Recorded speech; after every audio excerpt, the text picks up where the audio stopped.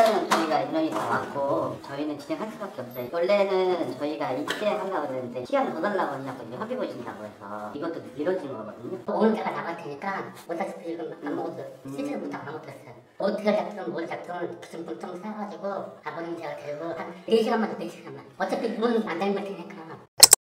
우리 멤버분이 낙찰받은 빌라가 있는데 강제 집행하는 날이에요. 그래서 현장에 와봤어요. 강제 집행을 안 하려고 했는데 어쩔 수 없이 하게 됐어요. 7월 말 정도에 소유권 이전을 했으니까 벌써 4개월 정도가 됐거든요. 점유자분을 우리가 못 만난 건 아니에요. 연락도 하고 만났었는데 계속 약속한 이사 날짜대로 이사를 안 나가셔서 약속을 안 지키셔서 어쩔 수 없이 강제 집행을 하게 됐는데, 강제 집행을 왜 안 하려고 했냐면 아버님하고 두 분이서 사세요. 근데 아버님이 몸이 안 좋으세요. 치매기도 좀 있으시고, 그래서 저희가 강제 집행보다는 점유자분하고 얘기를 잘 해서 나가시는 게 제일 좋으니까 협의를 계속 했는데 이렇게 됐네요. 그래도 우리 입장에서는 시간을 충분히 드렸다고 생각을 해요. 4달 정도 시간을 드렸으니까. 오늘 강제 집행을 하는 날인데 일주일 전부터 연락을 계속 드렸는데 어떠한 답도 없으시고 전화도 안 받으시고 이런 상황이에요. 안에 들어가 봐야 되겠지만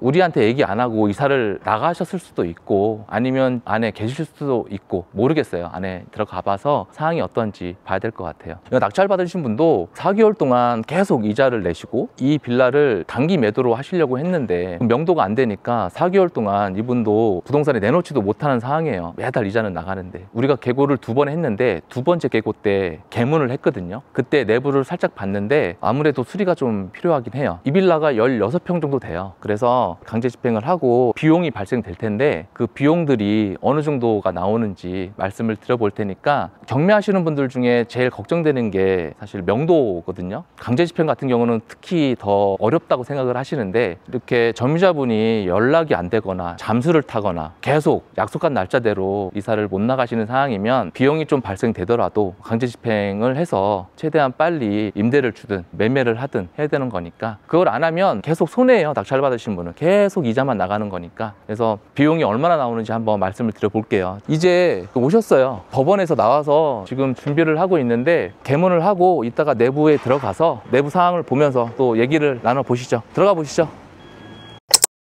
안녕하세요. 법원 나왔습니다. 얘기가 잘 안 되셨나 봐요. 내일 모레까지 아니요, 그게 안 되고 연락을 저희가 몇 번 드렸었잖아요. 문자도 드리고. 근데 연락이 아예 안 되셔가지고. 일단은 저희가 인원이 다 왔고 저희는 진행할 수밖에 없어요. 원래는 저희가 이때 하려고 그랬는데 시간을 더 달라고 하냐고 협의 보신다고 해서 이것도 미뤄진 거거든요. 8월달에 이미 계고를 한번 했고 9월 30일에 또 계고를 했고 이것도 이제 채권자 요청으로 18일 나오면 하려고 했어요. 나가신다고 해갖고 이것도 미뤄갖고 오늘 나온 거거든요. 저희가 신분 같은 거 있으시면 저희가 인원을 붙여드릴 테니까 하셔야 될 것 같아요. 오늘 제가 나갈 테니까 보다시피 지금 아무것도 시즌부터 아무것도 했어요. 어떻게 작품 뭘 작품을 무슨 분통 사가지고 아버님 제가 데리고 한 4시간만 4시간만 어차피 문 안 닮을 테니까. 그거는 근데 저희가 판단할 수 있는 게 아니고 저희는 법원에서 채권자에 신청하고 이거를 판단할 수 있는 건 채권자가 하시는 거거든요. 집행하러 오는 거니까 법원에서. 집행하시면 뭐 그냥 지금 다 물건 폐지하는 건데. 네. 강제 집행이 마무리가 됐어요. 2시 반부터 시작을 해서 3시간 정도 걸린 것 같아요. 집행 자체는 얼마 안 걸렸는데 치매가 좀 있으신 어르신이 계셔서 그 어르신을 이제 모셔야 되기 때문에 모시는 장소 좀 알아보려고 시간이 좀 걸렸어요. 아드님이 모시고 나가셨고, 여기가 거실이에요. 거실인데 막힌 거 없죠. 오늘 날씨가 좀 흐려서 그런데 햇빛도 되게 잘 들어올 것 같고, 여기 보시면 아드님하고 어르신이 집에서 계속 담배를 태우셨어요. 술도 이렇게 드셨고. 그래서 담배 냄새가 되게 심해요. 집 자체가 좀 어두워요. 오늘 날씨가 어두운 것도 있지만 여기 보시면 등들이 불이 다 온전하지가 않아요. 주방도 보면 여기 등이 없죠. 이쪽 등이 있는데도 이쪽만 나와. 이쪽은 좀 안 나와요. 집 자체가 되게 어둡긴 해요. 어차피 등을 다 갈 거기 때문에 신경 쓸 건 없고, 싱크대도 이 정도면 상태 괜찮아요. 여기 후드도 있고 3구짜리 가스레인지도 있고 크게 손볼 건 없을 것 같아요. 지금 짐을 다 뺐기 때문에 집이 좀 지저분하긴 한데 도배장판은 무조건 해야 돼요. 거실, 방, 화장실, 주방 조명 다 바꿔야 되고, 그 다음에 여기가 욕실인데 욕실도 청소 깨끗이 하고 조명 좀 바꾸고 욕실장만 좀 바꾸면 될 것 같아요. 그리고 여기가 이제 안방이에요. 할아버지가 사셨던 방이에요. 여기에도 화장실이 하나 있긴 해요. 여기도 욕실장하고 손을 봐야 될 것 같아요. 여기가 작은 방인데 아드님이 생활을 하셨거든요. 작지는 않아요. 여기가 세 번째 방. 이쪽에 보일러하고 그다음에 이쪽에 이제 세탁기 놓는 자리가 있어요. 이 빌라가 전용 16평이고 이제 10년 정도 된 빌라예요. 방 3개, 화장실 2개. 그동안 명도 때문에 스트레스를 받으셨을 텐데 7월 달에 소유권 이전을 하고 4달 동안 점유자분하고 얘기를 계속 하다가 도저히 얘기가 안 되고 연락도 안 되고 그래서 이렇게 강제 집행을 하게 된 거죠. 4달 만에 이제 집에 들어왔는데 좀 어때요? 왜 한숨을 쉬어요? 너무 힘들었던 것 같아요.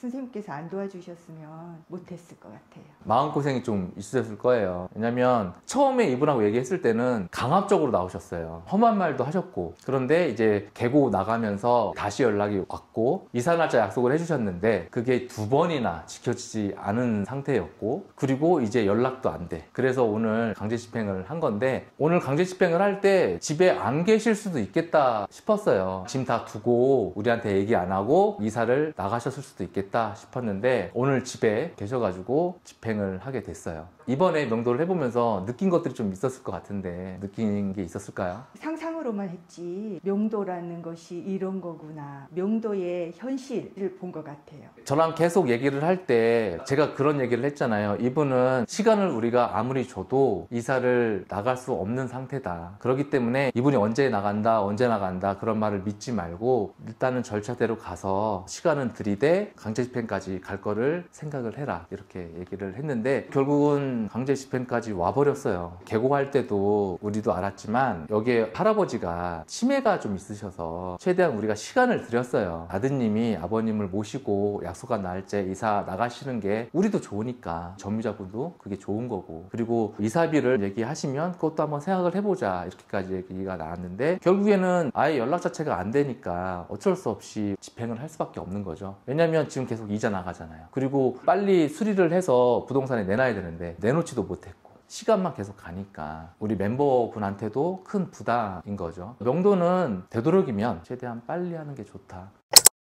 이 빌라가 16평인데 강제 집행 비용이 총 얼마가 나왔냐면 오늘 여기 오신 분들이 7분 오셨어요. 그래서 인당 12만원, 노무 비용이 84만원 정도 나갔고 그 다음에 사다리차 25만원, 그리고 기타 비용 한 10만원, 박스나 테이프 이런 거 비용들 그 비용이 119만원 정도가 나갔고 그 다음에 이제 짐을 창고에 실어서 보내야 되잖아요. 창고 비용 3달치 60만원, 그 다음에 그 창고 싣고 온 5톤차 50만원 이렇게 해가지고 노무 비용, 사다리차 비용, 창고 비용 다 해서 230만원 정도 나갔어요. 강제 집행을 한다라고 하면 엄청난 비용이 나갈 것 같잖아요, 느낌상. 그래서 점유자분이 과한 이사비를 요구를 해도 드리는 경우도 있지만 생각보다 강제 집행 비용이 많이 나가는 건 아니에요. 명도 할 때 점유자분이 이사비 300만원 달라, 500만원 달라 그렇게 얘기하는 분들도 많거든요. 근데 이사비는 정해진 게 없어요. 그리고 이사비를 줘야 될 의무도 없고 그렇지만 강제 집행을 하게 됐을 때 어느 정도 비용이 나온다라고 내가 예측을 할 수 있다 그러면 그 비용 안에서 이사 비용을 줄 수 있겠죠. 이사 비용을 준다는 거는 내가 강제 집행을 했을 때 나가는 비용보다 더 적은 금액으로 명도를 하는 거니까 그럴 때 이사 비용을 주면서 명도를 하는 거지. 근데 강제 집행을 했을 때보다 더 과한 이사비를 요구한다 그러면 집행을 하는 게 더 이득일 수도 있어요. 협의는 협의대로 다 하고 나중에 강제 집행하면 시간은 시간대로 가면서 돈은 돈대로 나가니까 어떤 게 더 유리한 건지는 한번 생각을 해봐야 된다고요. 내가 이사비를 조금 더 드리더라도 빨리 명도를 끝내는 게 난 건지 아니면 너무 과하게 이사비를 요구를 하면 강제 집행까지 시간이 좀 걸리더라도 강제 집행 비용을 내는 게 더 이득인 건지. 보통 강제 집행은 2달, 3달 안에 다 끝나요. 막연하게 강제 집행을 하면 돈이 많이 나오고 오래 걸린다. 큰 사고가 날 것 같고 위험할 것 같고 이럴 것 같지만 실제적으로는 그런 경우는 많이 없기 때문에 강제 집행을 안 할 필요는 없는 거예요. 상황에 맞게 하시면 되는 거니까. 물론 이게 평수가 더 크거나 짐이 더 많으면 비용이 더 나와요. 비용이 더 나오기 때문에 현장에 갔었을 때 아내를 볼 수 있으면 좋긴 하죠. 우리가 계고를 2번 나왔잖아요. 보통 계고 1번 나가고 사람이 없으면 계고만 하고 우편물을 놓고 가는데 2번을 나와서 2번째 계고 때는 강제 계문을 했어. 그래서 내부를 볼 수 있었고 집행관님도 짐이 별로 없을 거다라고 판단을 해서 예납 비용 비용이 이 정도 나올 거다라고 했기 때문에 만약에 인원이 더 많이 오거나 짐이 더 많았으면 우리 비용 더 많이 나갔을 거예요. 여름에 소일거리 전하고 가을 지나고 겨울 올 때쯤에 명도 끝났네요. 그동안 저랑 얘기하면서 여기 계신 분들의 사정을 알다 보니 시간도 더 드리고 집행까지는 안 했으면 좋겠다라고 해서 여기까지 왔는데, 제가 중간중간에 얘기를 드렸듯이 이분들은 결국에는 강제 집행을 해야 된다. 그러니까 시간을 더 들여도 결국에는 강제 집행을 할 건데, 시간은 시간대로 다 보내고